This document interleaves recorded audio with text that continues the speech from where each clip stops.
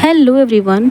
आज हम द हिंदू के एक बहुत ही इम्पॉर्टेंट आर्टिकल को डिस्कस करेंगे जिसका टाइटल है India needs a second home for Asiatic Lions. पहले हम समझेंगे कि आर्टिकल आखिर कहना क्या चाहता है, उसके बाद देखेंगे कि यूपीएससी ने इस टॉपिक से जुड़े कौन कौन से प्रीलिम्स क्वेश्चंस पहले पूछे हैं। तो चलिए स्टार्ट करते हैं। आज भारत में एशियाटिक लायंस की संख्या बढ़कर 891 हो चुकी है। वहीं 2020 में जब प्रोजेक्ट लायन की घोषणा की गई थी तब इनकी संख्या 674 थी। यानी कंजर्वेशन एफर्ट्स की वजह से इनकी पॉपुलेशन में काफ़ी बढ़ोतरी हुई है। लेकिन असली सवाल लायंस की संख्या का नहीं बल्कि उनकी सुरक्षा का है।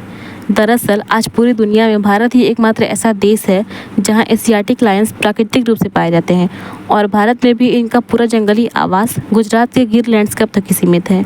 यानी अगर किसी इलाके में कोई बड़ी बीमारी फैल जाए या जंगल में आग लग जाए या कोई प्राकृतिक आपदा आ जाए तो पूरी स्पीसीज एक साथ खतरे में आ सकती है। यही वजह है कि कंजर्वेशन एक्सपर्ट्स पिछले कई सालों से एशियाई शेरों के लिए एक सेकेंड होम की मांग कर रहे हैं।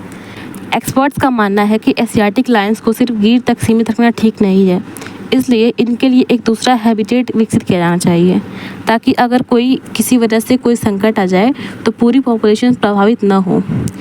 इसी सोच के तहत मध्य प्रदेश के कूनो नेशनल पार्क का एशियाटिक लायंस के लिए सेकेंड होम के रूप में तैयार किया गया था। इतना ही नहीं, 2013 में सुप्रीम कोर्ट ने भी साफ तौर पर कहा था कि गिर लैंडस्केप से कुछ एशियाटिक लायंस को कूनो में शिफ्ट कर देना चाहिए। कोर्ट ने अपने फैसले में यह भी कहा था कि वाइल्ड लाइफ किसी एक राज्य की संपत्ति नहीं है बल्कि पूरे देश की प्राकृतिक धरोहर है। लेकिन हैरानी की बात यह है कि सुप्रीम कोर्ट के इस आदेश के इतने साल बाद भी लायंस का रिलोकेशन पूरी तरह लागू नहीं हो पाया है। 2018 में गिर लैंडस्केप में कैरिन डिस्टेंपर वायरस यानी सीडीवी का आउटब्रेक हुआ था जिसमें कई एशियाटिक लायंस की मौत हो गई थी। इस घटना ने यह साफ कर दिया कि अगर पूरी पॉपुलेशन सिर्फ एक ही जगह पर रहेगी तो किसी भी डिजीज़ का आउटब्रेक हो सकता है और ख़तरा पूरी स्पीसीज़ को पड़ सकता है।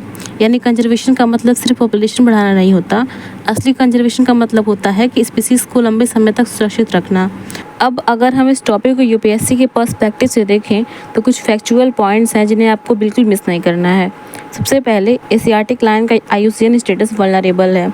साइट्स के अपेंडिक्स 1 में इसे रखा गया है, यानी इंटरनेशनल ट्रेड के मामले में इसे सबसे उच्च स्तर की प्रोटेक्शन दी गई है। भारत में वाइल्ड लाइफ प्रोटेक्शन एक्ट 1972 के तहत ये शेड्यूल्ड 1 स्पीसीज़ है, जिसका मतलब है कि इसे कानूनी रूप से सबसे ज़्यादा सुरक्षा प्राप्त है। यूपीएससी ने इस टॉपिक से जुड़े कई सवाल पिछले सालों में पूछे हैं, तो मैं आपको 2-3 PYQs दे रही हूँ जिसको आपको कमेंट सेक्शन में जिसका आंसर आपको करना है। Thank you and subscribe for more.